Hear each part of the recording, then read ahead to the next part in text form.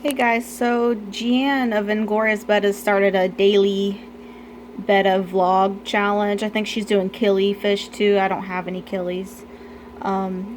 Just to kind of show every day a little clip about what's going on in the fish room. And I thought that was a good idea, so I'm gonna join her in that challenge. So today's the first video.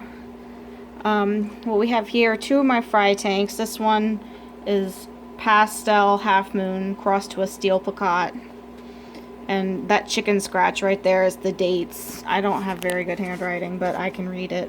So that's all that matters. And what I'm doing right now is siphoning the water out through the sponge filter. So I can change the water really quickly without worrying about siphoning up any of the fry. I don't even bother siphoning the bottom of the tank until the fry are like 2 or 3 weeks old. Just do water changes. This tank I'm just going to drip water into because it's still being filled up. This is just a little 1-gallon tank, so I started out with it full. Let's see what else is going on in the fish room. I'm about to change these jars. Everybody's been uncarded and they're flaring at their neighbors. These guys are actually siblings. They're from an orange spawn. When you spawn an orange fish to an orange fish, you actually get red and orange, and then this is yellow. It's just a very, very bad pale yellow. Hopefully she'll darken up some, but you get all 3 colors from that spawn.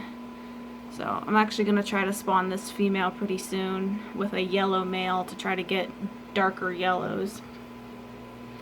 Some Dumbos.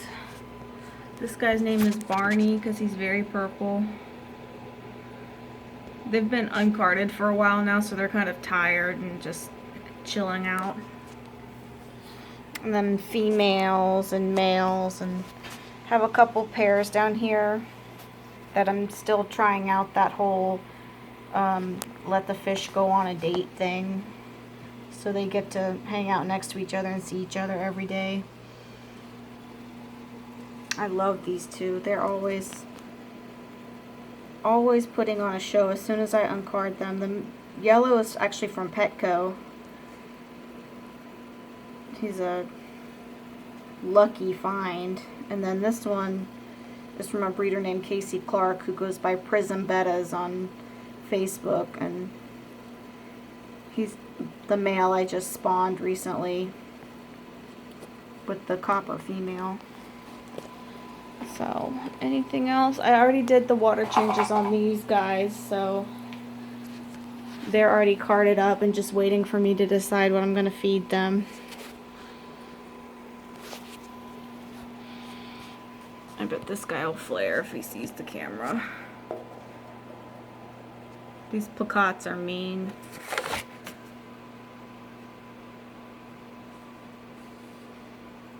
I need to get better light on this side because you can't ever really see them when it's dark outside because the window that's directly behind me is what lights up this side of the shelf.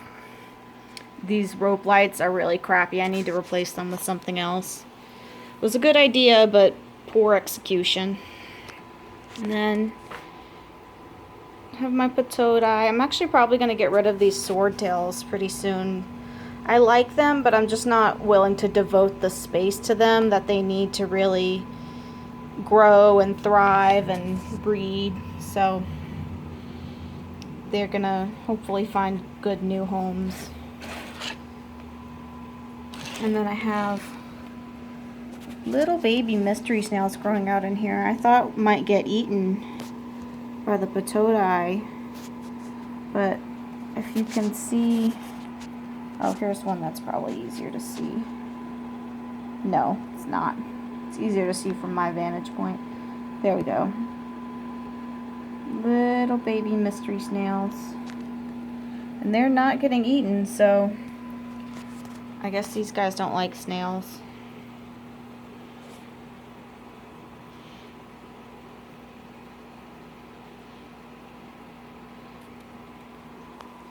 And then more of the same down here. Just trying to get some size on them before they go in the other tank. I have that one random platy or swordtail that doesn't have any black on him. Or her. I guess she's a her. And let's see. Susie's busy being Susie. Wants food. I have this cute little tank I got at a local fish store that was like $10 or something. I thought it was so cute. I put one of my spare males in here. And it just, I was going to put it upstairs, but I just kind of liked it on Susie's stand, so I left it there. And your goldfish. I need to do a water change without the top. The water evaporates pretty quickly, and my filter's actually not doing too good, which means I need to clean off the sponge that's on there. I guess I'll do that today too. But because it evaporates so quickly, I end up doing 2 water changes a week. And just doing smaller ones instead of a big one once a week. Oh, and I guess I can talk about Cheeky's real quick. Cheeky's, the new goldfish, was almost out of quarantine. She'd been in quarantine for 3 weeks when I noticed that she has fish lice. It's so gross. It's on her, it's that kind of yellow thing right above her eye. She has one there, and then she has another one kind of close to her gill plate, but I just noticed them within like the last couple days, and I didn't know what it was at first. It took me a while to figure out it was fish lice, and ugh, they're so gross. So poor girl.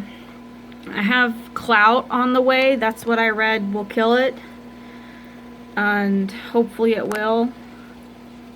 But that's the reason why you always should quarantine new fish, because you never know what they're carrying. And I was just about to put her with the rest of the goldfish when I noticed it, because she'd been in quarantine for 3 weeks. I'd medicated her. She was looking good. She was eating. She dropped a bunch of eggs. So I don't know what the incubation period on those lice are, but they finally showed up, and ugh, they're so gross. She doesn't like them either. Poor girl. You can't, it's hard to see, especially with the lighting here, but the lice are like ticks, kind of. They attach, and I guess they suck the fish's blood or whatever, but they have these little demon arms that they fan themselves with. They look kind of similar to, I don't know, maybe Daphnia or something, with the little arms they have. But so gross. And apparently external parasite meds like Ikex don't kill these, because I have already treated this tank with general cure for internal parasites and Ikex and what was the last thing? Oh, antibiotics, and they showed up later, so gross. But I'll update on her as soon as the meds get here tomorrow. Check back and see how this is doing.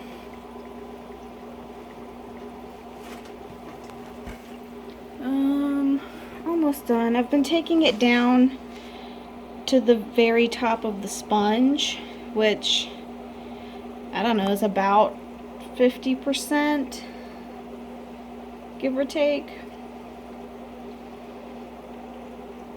And, you know, a lot of people say don't do that big of a water change on small fry, but they're not dead yet. And with, you know, like 1,000 in here, I would actually kind of welcome a few of them dying off. So, alright, that's my little update for today. Hopefully I'll remember to keep doing these every day. I'll probably have to write it down, otherwise I'll just forget to do it. But hope you enjoyed. See you tomorrow.